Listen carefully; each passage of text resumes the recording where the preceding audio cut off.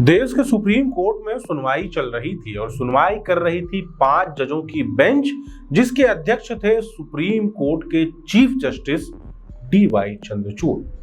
और चंद्रचूड़ साहब एक ऐसी लाइन बोल गए जिस लाइन के बाद पूरे देश में हंगामा मचा पड़ा है।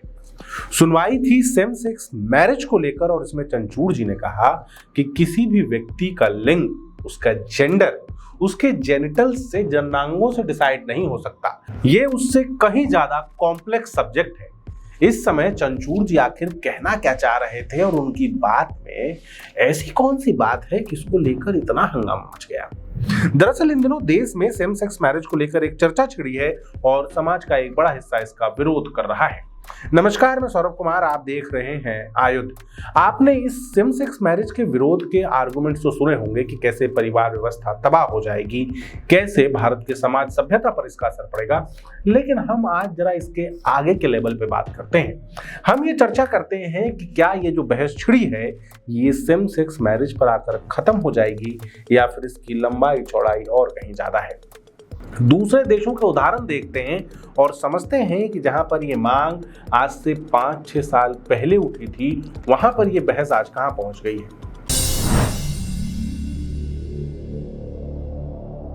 सुप्रीम कोर्ट में चल रही इस बहस की शुरुआत एक लंबे समय से हुई है, जब से भारत की सरकार ने धारा 377 हटाकर लोगों को सेम सेक्स प्रेम की इजाजत दी है। इसको गैर कानूनी से हटाकर कानूनी बना दिया है।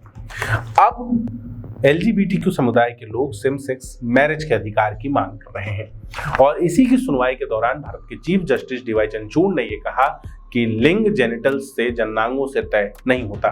खैर, ये अलग बात है कि महिला दिवस के दिन चंद्रचूड़ साहब ने यह घोषणा भी की है कि कोर्ट में, सुप्रीम कोर्ट में महिला वकीलों के बैठने के लिए अलग जगह बनाई जाएगी। अब पता नहीं उनका लिंग किस आधार पर तय किया जाएगा। ये जो पूरा केस चल रहा है इसमें सरकार की तरफ से सॉलिसिटर जनरल तुषार मेहता अपना पक्ष रख रहे हैं और कपिल सिब्बल भी हैं। कपिल सिब्बल भी इस मामले में जमायता उलेमा हिंद की तरफ से अपने बात रख रहे हैं।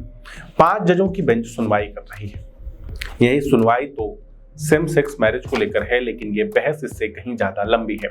इसके लिए हमें एक बार उन यूरोपियन देशों की तरफ देखना पड़ेगा जहां पर सेम सेक्स मैरिज की मांग आज से 4-5 साल पहले उठी थी। सेम सेक्स मैरिज का अधिकार देने से ये बहस खत्म नहीं हो जाती, इससे ये बहस और आगे बढ़ती है। अब इन देशों में जो मांग चल रही है वो मांग है जेंडर न्यूट्रलिटी की मांग, यानी कि लिंग के आधार पर किसी तरीके का कोई अंतर नहीं होना चाहिए। कैसे? जैसे कि ही और शी का अंतर नहीं होना चाहिए।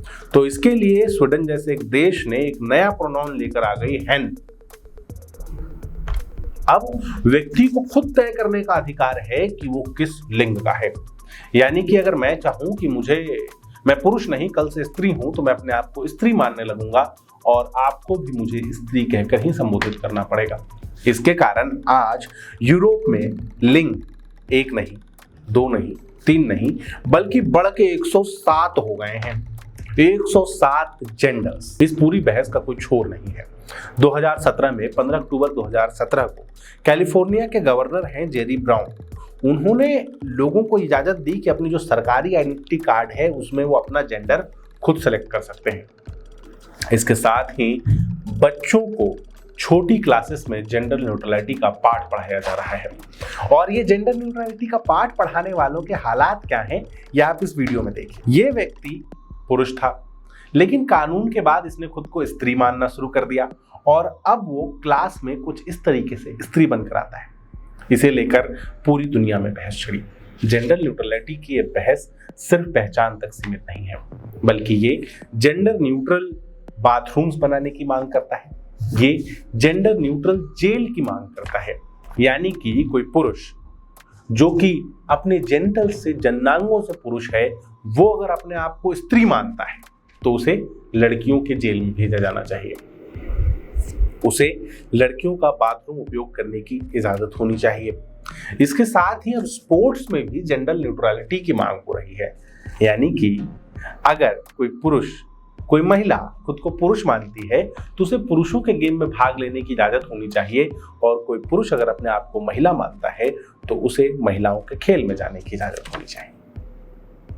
अब ये क्यों बुरा है, इससे विरोध क्यों है, इसको आप इस चीज से समझिए कि महिलाओं के जो रेस होते हैं, इसमें जो 100 मीटर स्प्रिंट रेस है उसमें वर्ल्ड रिकॉर्ड है 10.49 सेकंड्स का।